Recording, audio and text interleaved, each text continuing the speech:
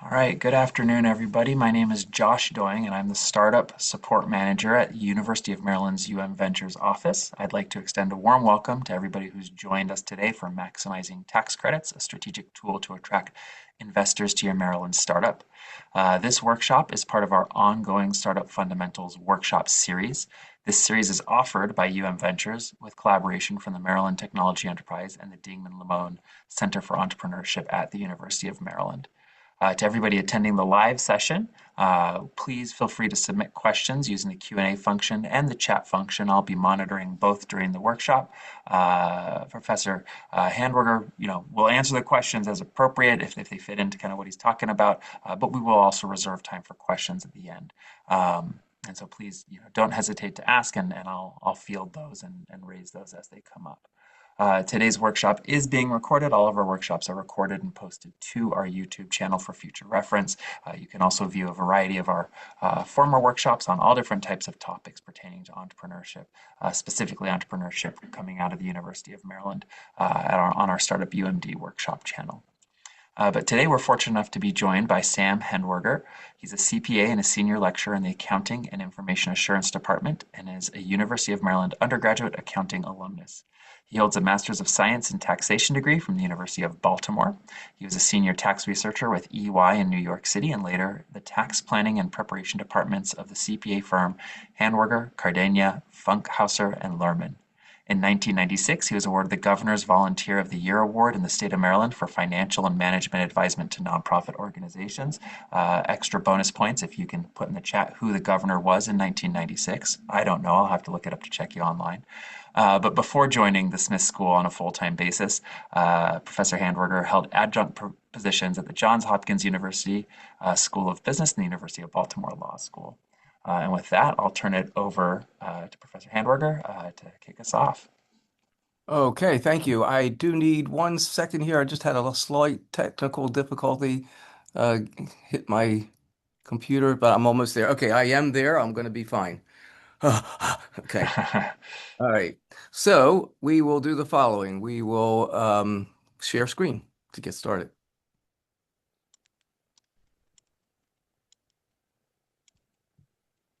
I think I just sent you a request Yep, to share screen. should be good to go now. All right. I'm hitting the button. And See there we your are. screen. Okay. Yep.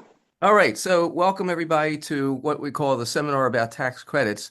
What we're going to be looking at are tax credits, and we're going to explain credits in a minute, but these are the credits that we're going to take a perusal of. And I think this will be the whole today's program.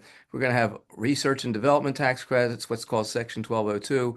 Not exactly a credit, but a real important section to be aware of if you're a startup venture.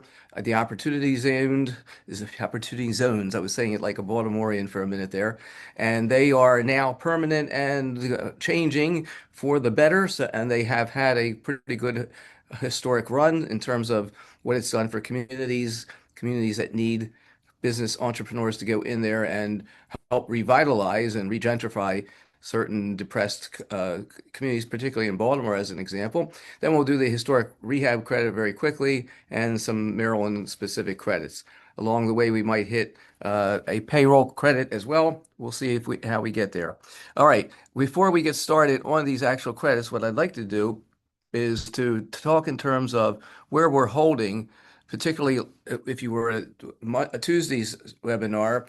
On Tuesday webinar, we actually looked at the entrepreneur as a business entity and the result of taxation of business entity choices and how it would work in terms of your individual tax return versus the entity of your business. That's what we focused on. Today, we're going to actually focus really on the income tax formula. I'm not going to get too technical here, but I think it would be helpful before we begin so you'll understand where credits fit in. What is this all about? For example, on Tuesday, we talked about business deductions.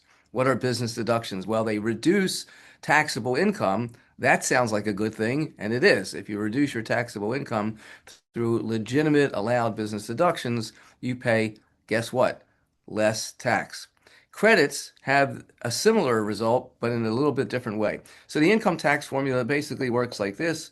You report all your income, and regardless of what kind of entity you are, you're going to report all your income, and then you're going to subtract those deductions, which will reduce the income such that the resultant amount will be called taxable income.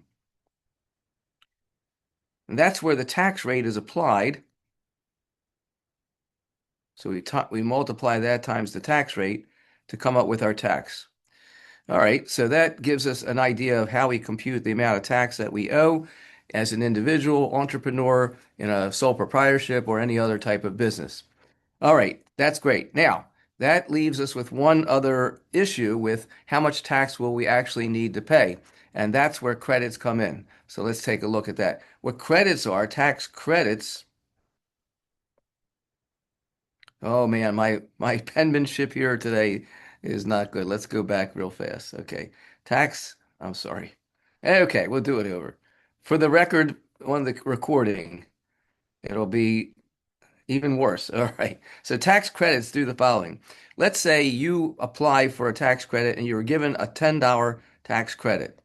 That would then subtract it exactly dollar for dollar from the tax for a new tax computation of what now you owe. I think, I don't know if you can say, here we go. We'll try to, there, 1 second. There you go. Now you can see the whole screen. So the tax credit reduces the tax computed dollar for dollar. See that? If you get a $10 tax credit, it's not times the rate, it's just a strict reduction of the amount of tax that you owe. So for example, if we were to expand this into some numbers, your tax after applying the rate was $100 and you have a tax credit of 10 dollar for dollar. Now you're down to 90. So unlike a deduction, which is only good to reduce tax times the tax rate. So if your deduction is $10, you reduce your tax times the rate. So if the rate of your tax is 10%, let's say, then you will save $1 in taxes. So the difference between a deduction is it's only as good as the tax rate that you're paying, and a tax credit is dollar for dollar. That's what makes them valuable. The other thing that we're going to be concentrating on today with in terms of credits is that here's what they do. They will enhance your business structure such that you may be able to attract investors with the credits, or just because you have the credits, you may be able to attract funds that will be available to you without taking the particular type of credit. Furthermore, the credits, if you aren't using those to attract investors or to raise funds, but it reduces your own individual tax liability on your return, now you have increased what they call the runway. The runway is how long can you run with your initial investment, either your investment or your investor's investment. How long can you go before you run out of money and need another tranche of raising capital or loans to continue your startup company, particularly if that startup company is delving into a new marketplace, or it's a startup company that's going to take a while before it turns the corner and actually starts generating revenue. You need to know that you can exist and have enough funds to go all the way to the end when you turn it around and you start making money. In the event that, or not in the event, startups are often known to sort of not be able to anticipate 100% of the capital they need to start. That's a crucial thing to make sure you're going to be successful. You really should try to maximize the amount of credit and investor funds you need before you get started. That's not my area of expertise per se. My area of expertise is helping increase the time value, the time that it takes before you run out of those funds by using tax credits. So they have a pretty powerful impact on the potential of your business startup by having credits. Okay. So if you don't use these credits or you're not aware of the credits, what you're doing is probably leaving money on the table, and that's also we want to make sure you don't do. So our goal today is when it comes to these credits is to understand what they are so you can recognize whether or not it applies to you. That's goal number one. Or whether it might be able to apply to you if you just tweak your business model a certain direction. Then the other goal is to see how these will fit into your raising capital or investors, attracting investors in either as a startup or down the line as you continue the process of starting up. All right, so that's all this is doing is saying why it matters. Tax credits are not the same as tax deductions. It's $1 off your tax bill, not the rate. Some credits are refundable. Ooh, so that's cool. So we're going to see about one where you can actually get some cash back even if you don't have tax and how that would work.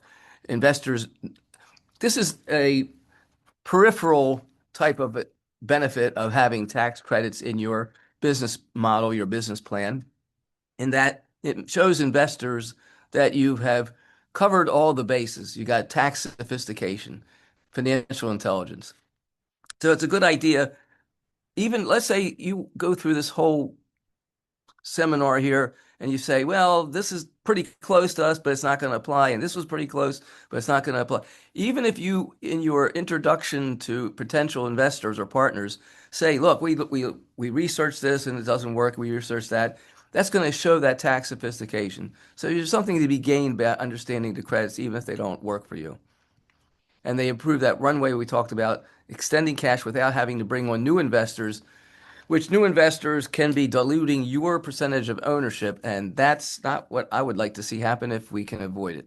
And then we've got one section here, which is not exactly a credit, but it's going to be something that where if you are one of the founders, could help you save hundreds of thousands, if not more, in taxes. Okay, there we go.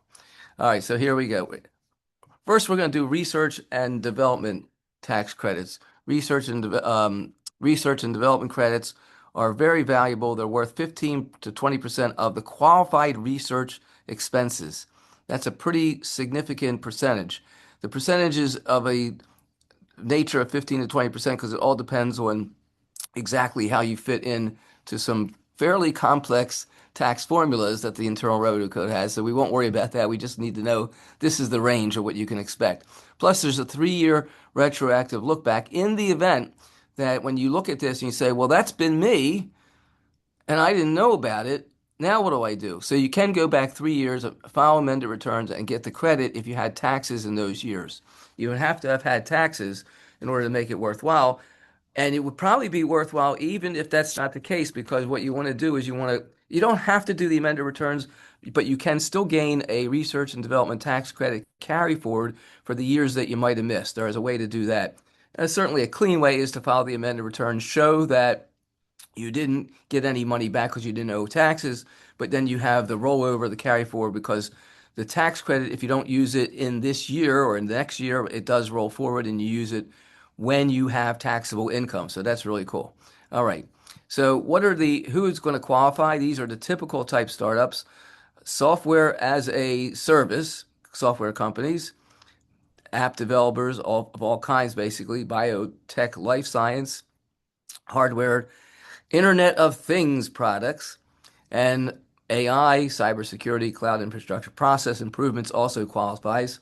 Process improvements would have to be in the development stage of a product or the manufacturing of a product or just the overall approach that it might have with customers that use your product, but can't be marketing, as we'll see. Can't be marketing. It's got to be something to do with the actual production, delivery of a product that you're developing. All right, so let's go further, and I think some of it will make more sense. So keep in mind, research and development tax credits is a fairly complex area. Maybe for my entrepreneurs who are engineers in the audience, it won't be as complex to you when you see the language, but I get challenged when I see some of the languages, like particularly software as a service, software companies and cloud infrastructures. Those things tend to baffle me. Okay. What's going to qualify? What kind of expenses are going to qualify to get you this 15 to 20% credit? Let's take a look. Number one on the hit parade is that in order to have expenses even qualify the credit, you got to pass these tests. And this gives you an idea of what research and development means here. Technological uncertainty. Is there something that you have to figure out in your startup that has risk to it? It may not work a certain way, so you're going to have to try a different way. That may not work. So whatever it is you're developing and however you're doing your technology, if there's a risk that it may not work and and expenses will be lost, quote unquote, they'll be sunk on something that didn't work, that's what's going to qualify you for the research and development test. By the way, you could have like a 90% internal brain mechanism working for you saying this is going to work. This I know this is going to work. But if there is some risk, then you may pass this test and the next test as well. Meaning you have to experiment before settling on a solution. Again, the first idea you have may be the one that works, but if there's any risk to it and you have to test it and it may not work, there's a chance it may not work, then you're going to still have this technological uncertainty and experimentation that you're going to have to do, which will keep you passing tests one and two. Technical content doesn't rely on hard sciences. You guys and ladies know this better. Engineering, computer science, mathematics, things of that nature, not marketing, not management, which is my area. That's where I come from. So it's on your side that the hard science, there's where the technical issues apply.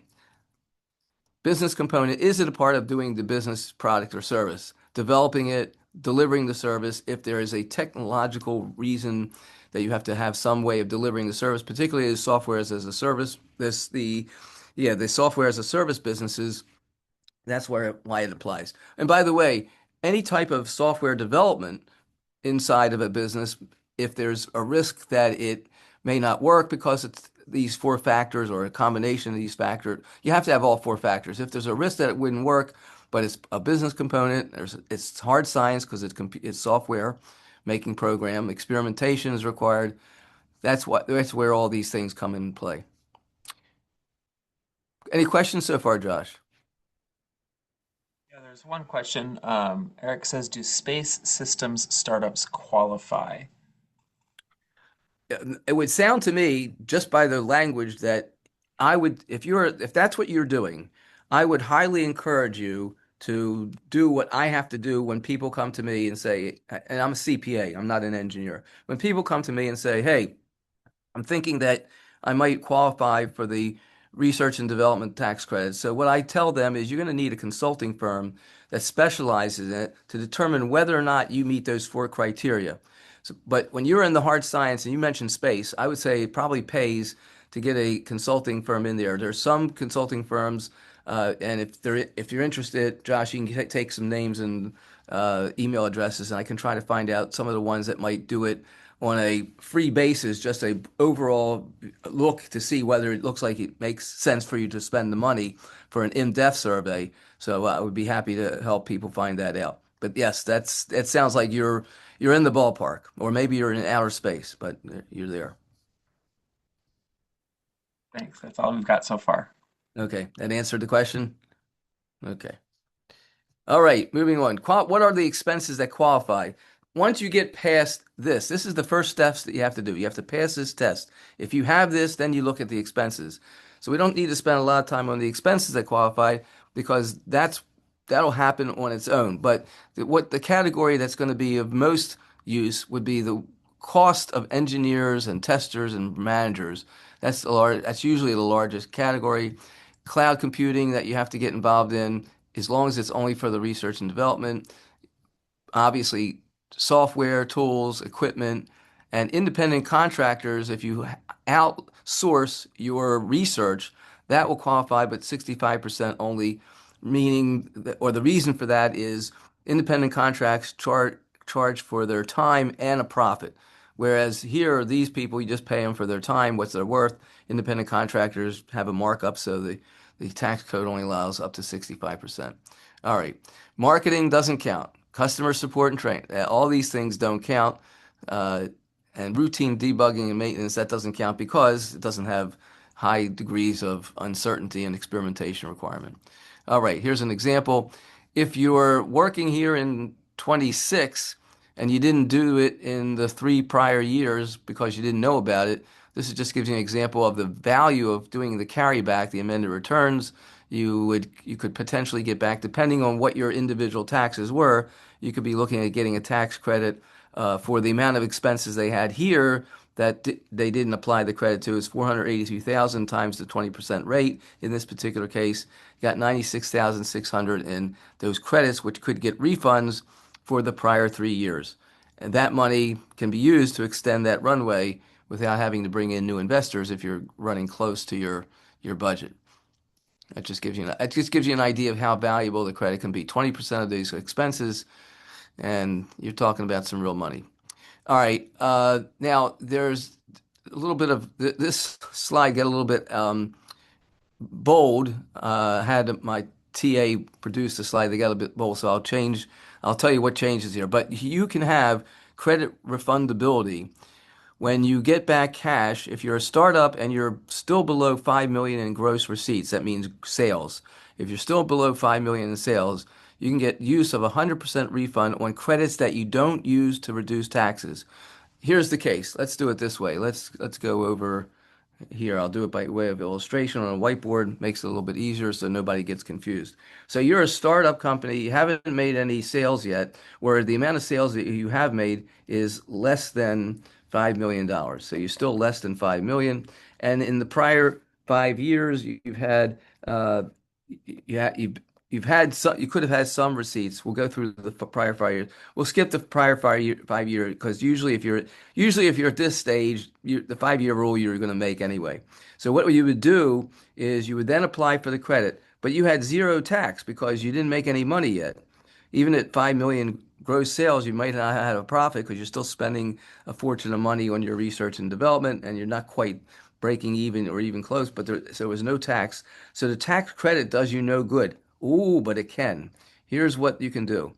If you had, let's say, $1 million tax credit, what the new law now allows you to do is to take that money and apply it to the Social Security taxes that you paid on your salary and the salaries of your software engineering department, whatever it is, whatever people you're paying in the business in order to work for you, in order to help you get started and make money and get to the point where you're making a profit, the Social Security taxes you pay on those wages can be refunded by using the credit against those taxes. The taxes might not be $1 million in Social Security taxes, but even if it's like $200,000, reducing that to zero and getting that as a refund, that would be incredibly helpful for your startup company. So that's where this particular tax credit has some refundability, even if you don't have tax. And by the way, when each dollar that you pay an employee, your share of the Social Security tax is 7.65%. So it adds up to a pretty penny, depending on how much your overall salary structure is. Okay. So they don't write you a check if you didn't have salaries. They'll write you a check to refund the Social Security tax. So you generated 150 in credit, your liability was 15, 85 is the excess credit. If you had $85,000 in Social Security taxes, you'll get that back. Or whatever you had up to that amount, you'll get that back from the IRS. It's not something to get to sneeze at, even in flu season. All right. The Again, you can claim retroactively. You get a carry forward going forward if you don't get to use all of it in the same year. The 3 year look back is only 3 years. That's the statute of limitations.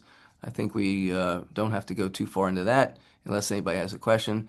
Now, how to sell art research and development credits to investors to attract them? What does that mean that you can?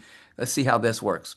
What you would say is we've documented so much in qualified expense. That's a 96,000 credit available capital that extends and then the pitch would be our tax efficiency now shows we claim 150 over the next 3 years. We're going to have 150,000 in R&D credits. So what will happen is we'll have less burn, so to speak, less cash out to pay taxes by 8 to 12%. And that again shows sophistication so that your investors like. So what you're doing is explaining that you have their money as an investment to keep funding the expenditures for the business, but you're also going to have a tax credit so you can operate without the further burden of starting to make profit and taking away from your cash position by reducing those taxes to perhaps zero. All right. So that's the idea of how you're not actually selling the credits. The credits will pass through to investors or partners of yours if they can use the credits, and it will reduce the amount of money that they might have to come up with to extend the runway of the expenses that you need to continue the development. So it's also something that's really important for your investors. If you have what's known as a pass-through entity, LLC or S Corp, we spoke about that last week, they flow through to investors' personal tax returns. So your negotiation, it's not a sale, but it's a negotiation point.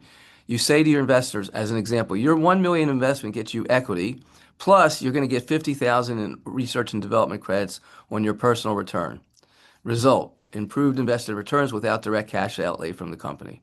So it means that they're going to get whatever you think your business is going to return for your ROI, return on investment, plus they get the $50,000 credit. It just puts an icing on the cake to attract investors.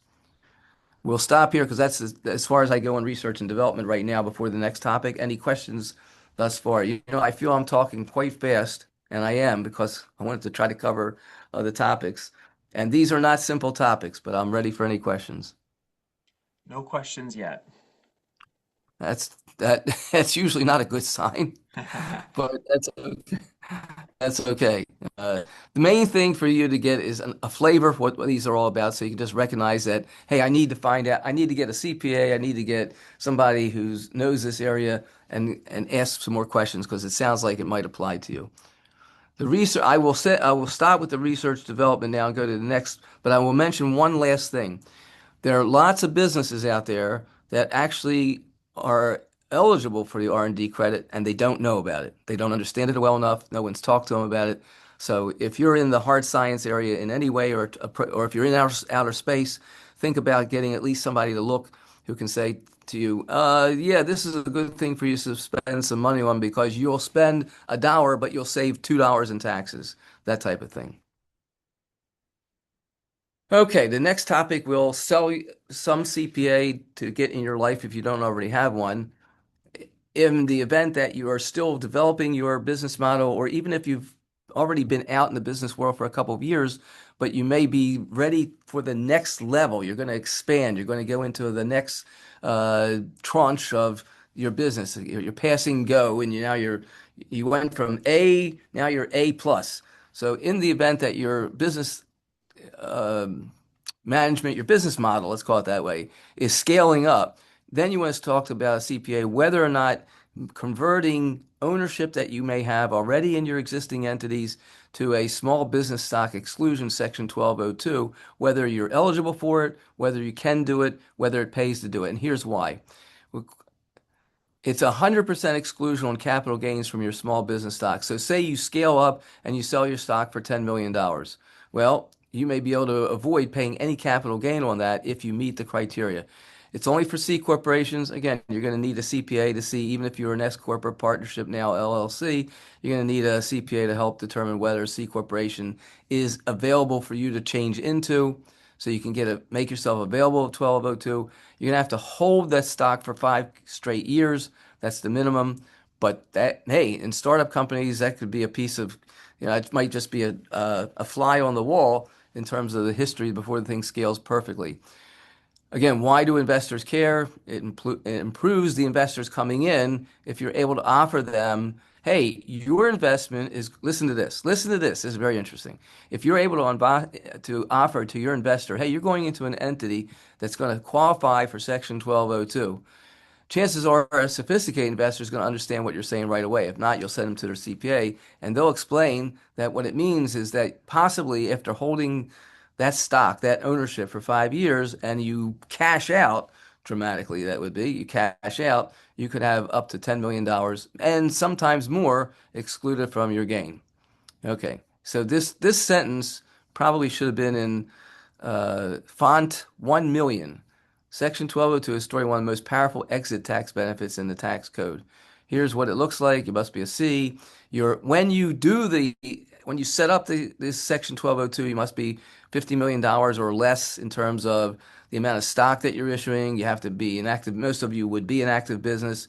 Your assets would be in that, so that's usually not a problem. Cannot be financial services for dentists and doctors out there. Sorry. Can't be selling insurance. Can't be doing investment. Can't be doing pharmacy, hospitality, or restaurant. You got to be doing a business that's not one of those kinds. And that's not too limiting.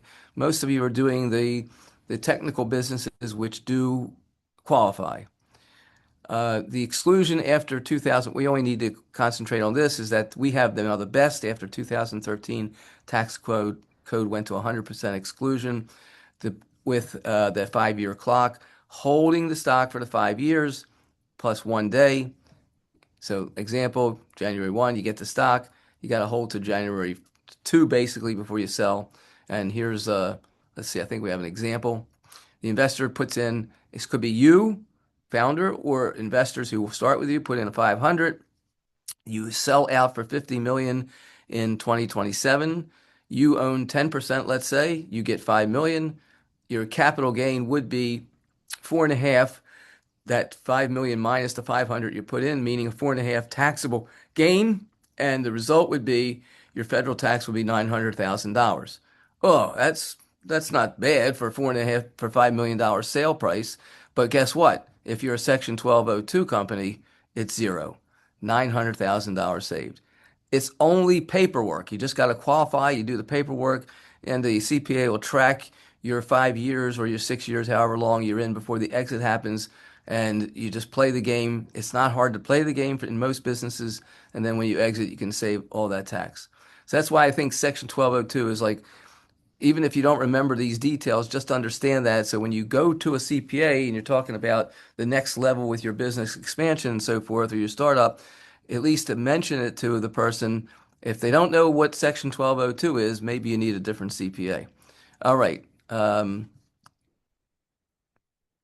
So these are technical. We're going to skip this. This would be great for a CPA seminar, but we're going to skip this because I think you got the basic idea of what Section 1202 can do. From your standpoint, how would you communicate it? Well, to angel investors, you tell them it's a C Corp, specifically designed for Section 1202. They will know this, but you're to explain it. 100% of the gains will escape tax. Venture capital firms will be interested in this as well because they're going to probably take stock. They'll be happy to know that you're qualifying for Section 1202 if they're going to take an ownership through a C corporation stock ownership. Why investors get better net returns, more capital after taxes. Again, signals that you are savvy. Yep, you're competent. You're covering all the bases. All right, so that's that. Okay. Any questions? Yeah, we've got a couple questions here, and I think this continues from Tuesday, but how important is it to have a CPA, CFO in place on board or part of the team to attract investors?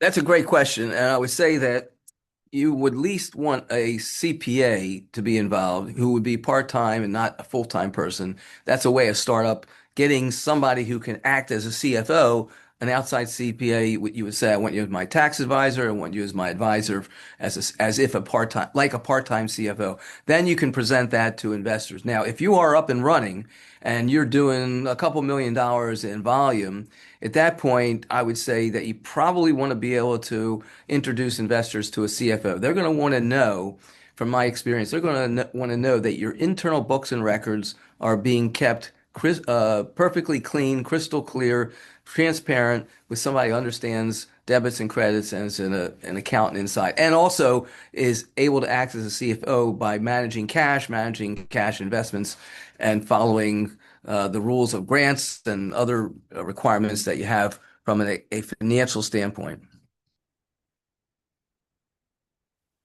Great. They had a part two. How does retirement programs fit into this? So retirement programs fit into when you're attracting good personnel. You probably want to have a retirement plan in place so that you can be competitive with all the other players out there. It's very inexpensive to get a bank or a financial institution involved to help you set up nice retirement plans that you can just add to the mix of your benefits for employees. And by the way, back to that CFO question, I just want to mention one thing. I have a client who's I guess does by 500 million a year or more, and he doesn't have a CFO, and it goes against him because every time he's talking to a bank, they get concerned about his books and records that there's no CFO involved. So word to the wise. You don't have to be doing 500 million, but even at a much lower level, having a CFO, even part-time CFO would be advisable. Next question, please. And then the final one here is, and again, I'm just going to kind of read it. But the current topic, if I understood correctly, like insurance, et cetera, is excluded from withholding. How about CPAs? You mean from the 1202 section, they're excluded as they are not qualified for the section 1202 gain exclusion. CPAs don't get it either. I'm not a section 1202 company because it wouldn't help me. I don't qualify. So this is meant for the non-service, the non-professional business, non-professional. It's meant for non-professionals. That's basically the idea. Okay, I think that was it. Okay. All right, back to square one here. Let's go further. All right. So next thing I want to cover, in the interest of time, I'm going to cover a little quickly, but I'll hit the highlights of what you need to know. Opportunity zones. It's a capital raising game changer. Why? Because it was a program scheduled to expire at the end of 25. It's now been made.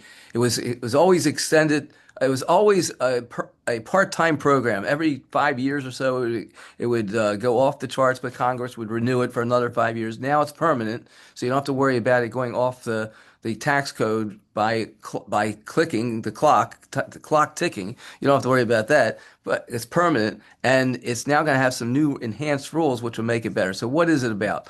Let's see what it is. Founder with liquidity can defer all. So you may have an investor who's interested in investing in you, and you may find this in a certain way, which I'll explain. I went too fast there. What is a opportunity zone fund? That's what we want to talk about. What are opportunity zones and what is the fund?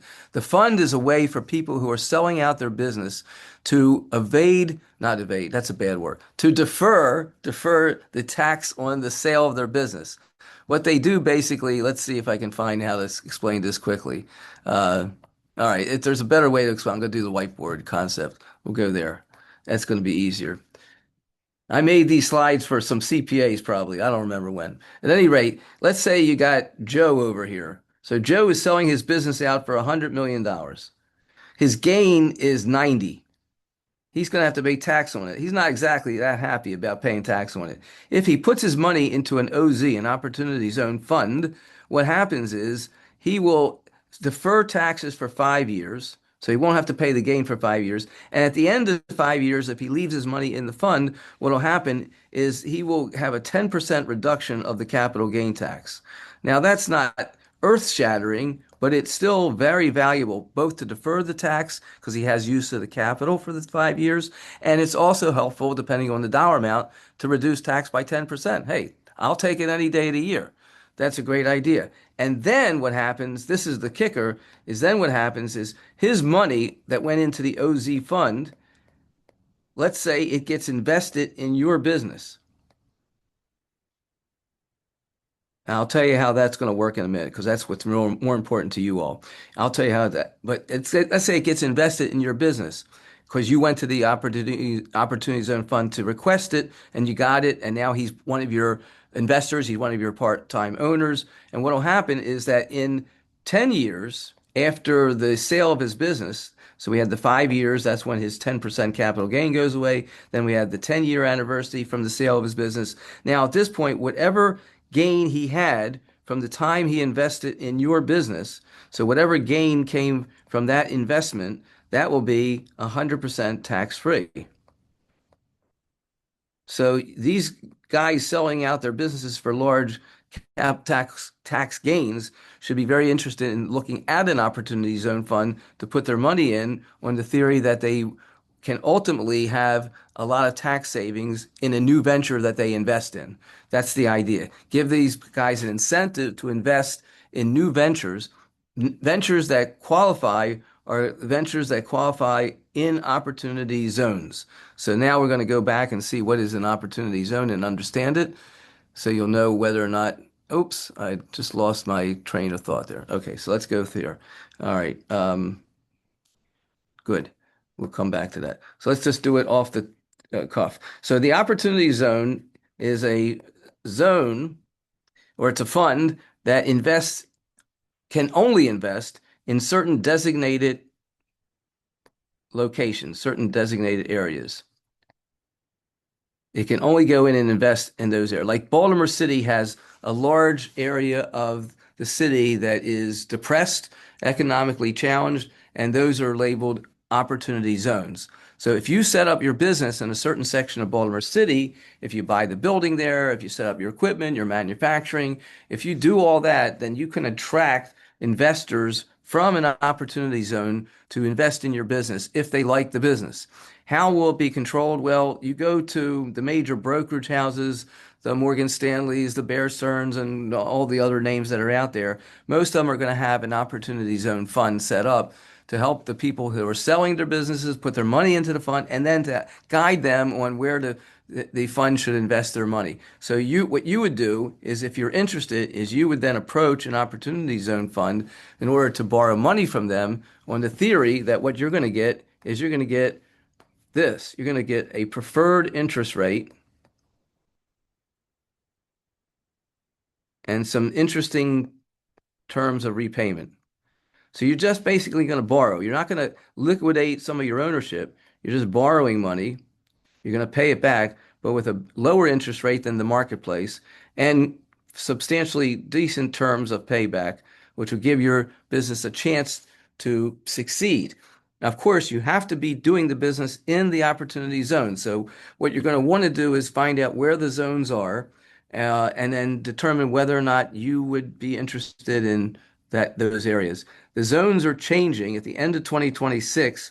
Whatever zones exist then, those will no longer be OZ zones automatically, but starting January 1 in 27, whatever the new zones are, they'll be opening up and they'll be available for you to take a look at. You'll actually probably be available to see them before it actually happens January 1. The state of Maryland or other states you're in, all you got to do is just contact the state and say, can you tell me what opportunity zones will be available in 27, what are available now?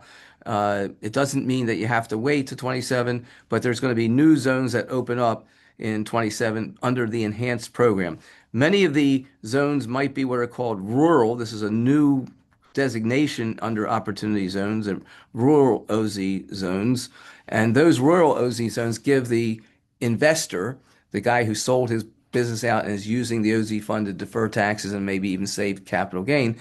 Those new ones that are designated rural give it even better tax benefit. So the government and the economy in general is expecting more money to float into the new OZ funds that are going to open in 27 and with those enhanced tax benefits. So that's what an OZ fund is all about. And it's a way of you finding someone to talk to see whether or not your borrowing there for your capital would make sense. I'm going to stop there and see if there's any questions on that while I go to my next magical trip.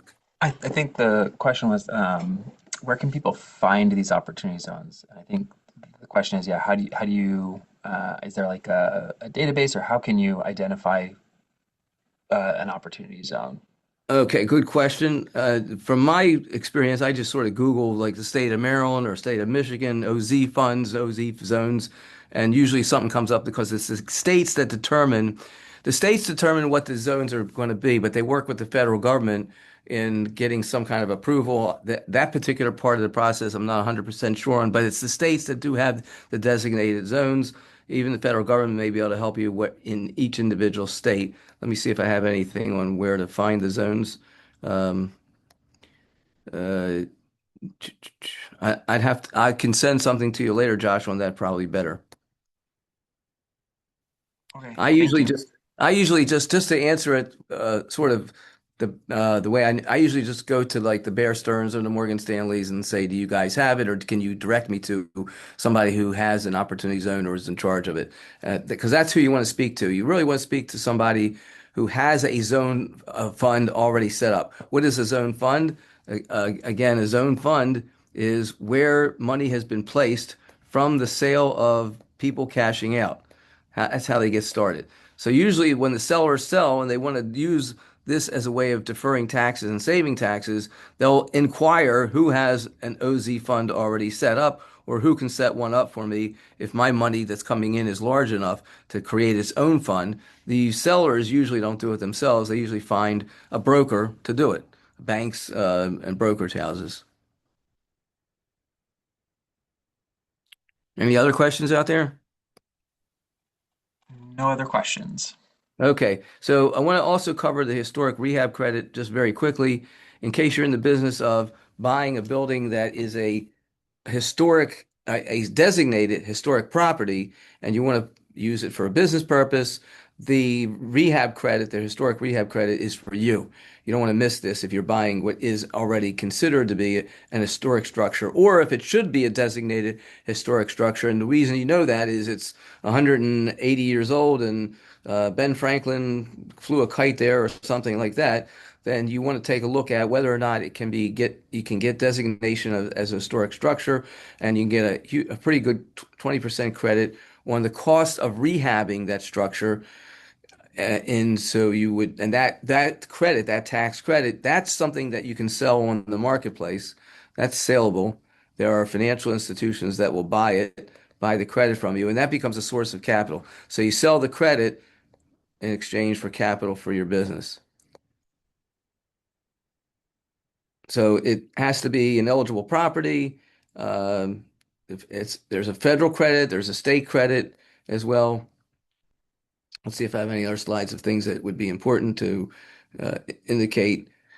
Um, it's often called a federal historic credit. Um, and although it says cannot do, don't listen to that. Some state credits, some state credits. The federal credit, which is the larger amount usually, that can be sold to financial institutions that have a lot of tax to pay. So the rehab credit is basically just letting you know that it's there. Maryland has one as well, and it would apply if you're looking at a building that is either a certified historic structure already or could soon be one. You would work for I think you work with the Parks Department. I think they oversee, it's been a long time since I've done one, but I think the Parks Department of the federal government is who oversees federal historic properties. And so you would work with them, even if it's already designated, you would work with them as to what your plans are to see if it'll qualify for the rehab credit. And here again, you would need an engineer, like the R&D credit, you would need an engineer involved, an architect, somebody who specializes or understands these rehab credits. But the main takeaway of the rehab credit is I would say two main takeaways. If it's an historic structure, or if buying one fits in with your business model, that's number two. That's number one. And number two is the credits can be monetized. That's the right word. Instead of saying sold, they can be monetized by bringing in an investor who will get the credit. Because if you need $100 million and you got a credit of 20 million, that person will give you the 100 million knowing that they're going to get the credit back. It's easier to raise the capital that way. All right, let's see what else. I'm in better shape time-wise than I expected to be. All right. Um, all right, a couple other things I would just want to mention is, oh boy, okay. This is all, these are all for CPAs, don't worry. Okay. Um, okay, a couple other things. In Maryland, there's a particular type of payroll tax credit. It's actually a federal credit, but it's based on what's in the states. The states designate certain employees as qualifying for a credit if you hire them. So this is like getting credit for hiring a new employee, designated credit for hiring certain types of employees. And the certain types are, and I'm going to say this probably in the wrong order, but certain types are people who have been living under the poverty level. So you can imagine that the type of persons you're going to find in these categories may not be your first place to look for an employee, but don't push it aside. You sometimes be surprised. Uh, convict, convicted um, I'll call them felons, qualify, and there are others. How do you find out about this? Again, this is at the state level. You go, what the states do is they designate of all the people that are eligible for these credits, and they're fairly valuable. They're worth $6,000 per employee. So if you hire somebody that, if you're able to hire somebody that's in one of these categories, there's many categories, well, not a whole, but there's a bunch of categories, and if you hire somebody in those categories, you wind up getting $6,000 of payroll tax free. It's worth $6,000 per employee to do it. Not something to sneeze at, because you never know when you have particular positions in your startup business that might be worthwhile trying to see if somebody can fit into the role for that. So it's considered like a payroll tax credit. The slides I had up on the board for it disappeared during I hit a wrong button. So I'll send out the slides for you to send to everybody else, Josh, at the end. And the slides are meant to be more than information than you need to know or want to know, but I'll try to condense it into maybe a nice article so you can send to everybody. All right, let Thank me you. see. Let's see now. All right, just want to see where I'm holding. Hold a second.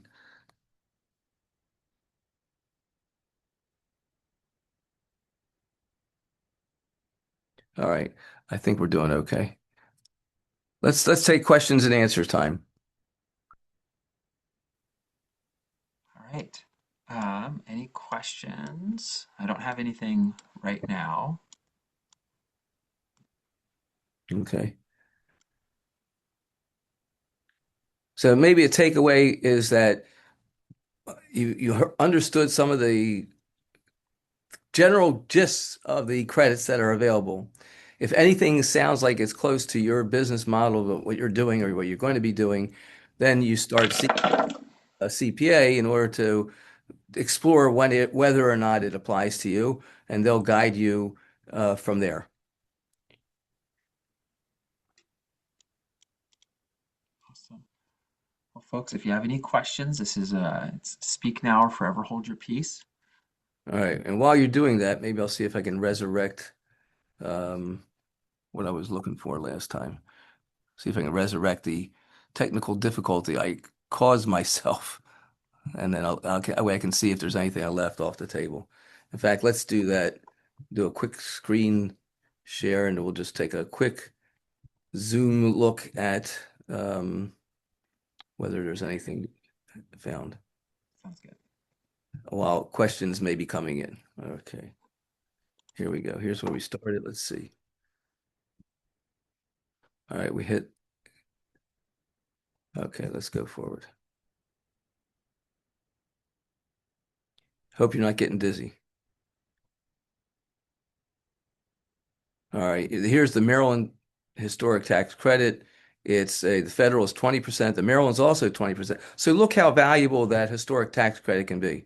Maryland gives the same available percentage. It can be refundable under certain conditions. So if you have an historic site, or it could be one designated as one, you don't want to overlook that. And the slide gives you how to pitch it to investors. Okay, let's see what else. Oh, work opportunity tax credit. That's what I was trying to explain. Here's the list. Long-term unemployment, greater than 27. So this could be a lot of people, no problem with. Qualified veterans, SNAP recipients. Oh, there's a lot of there's your ex-felons. That one I know about from my own personal experience. I'm not that I was an ex-felon. And then you got summer youth, and see how valuable each credit could be by hiring somebody in this targeted group.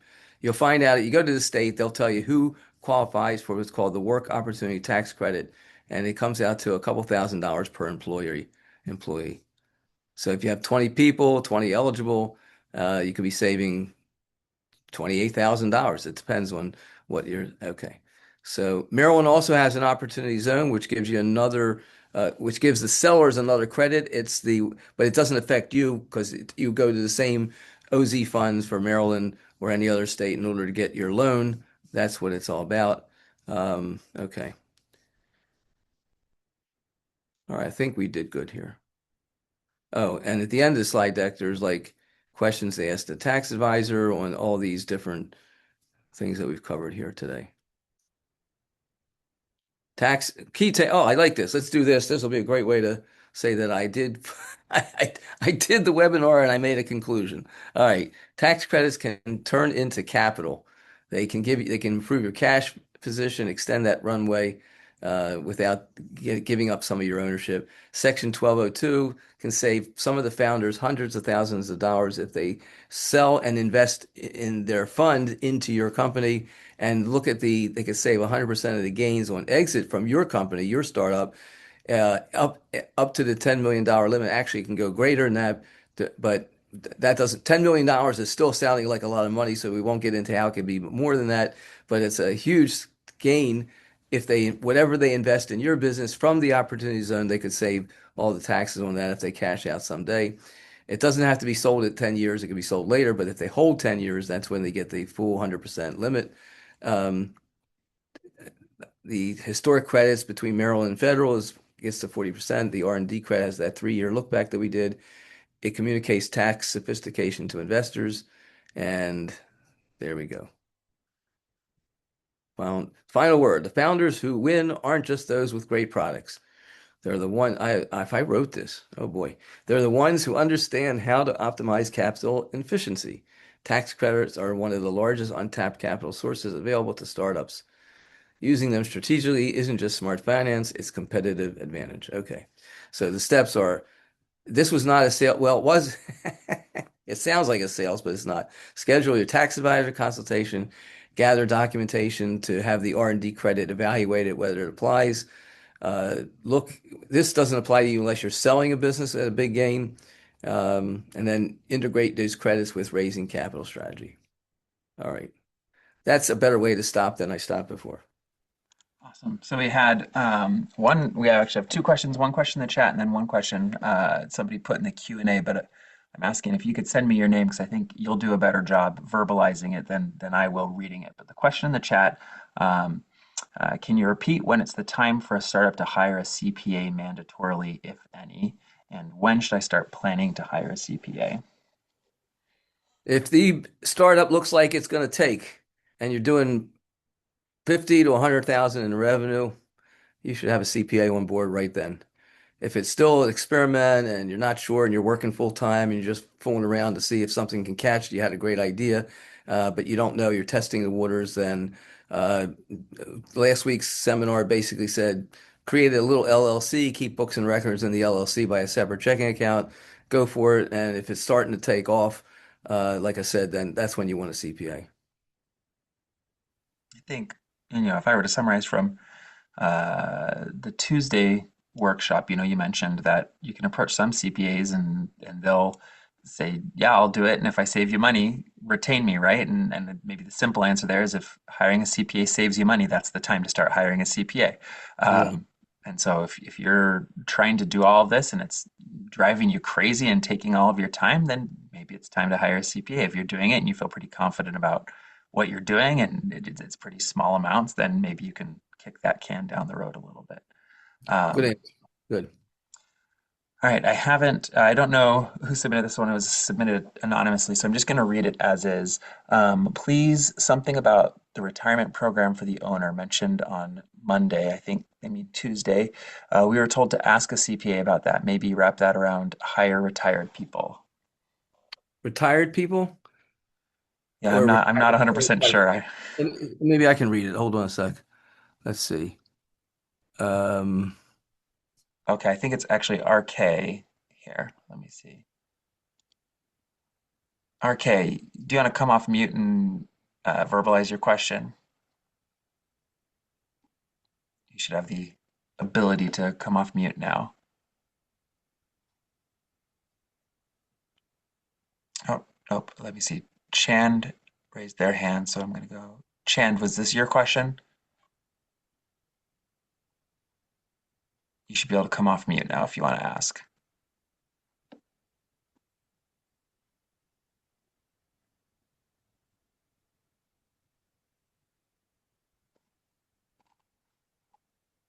Chand, you came off mute, but we didn't hear you. And actually, I'm going to stop the recording here. you could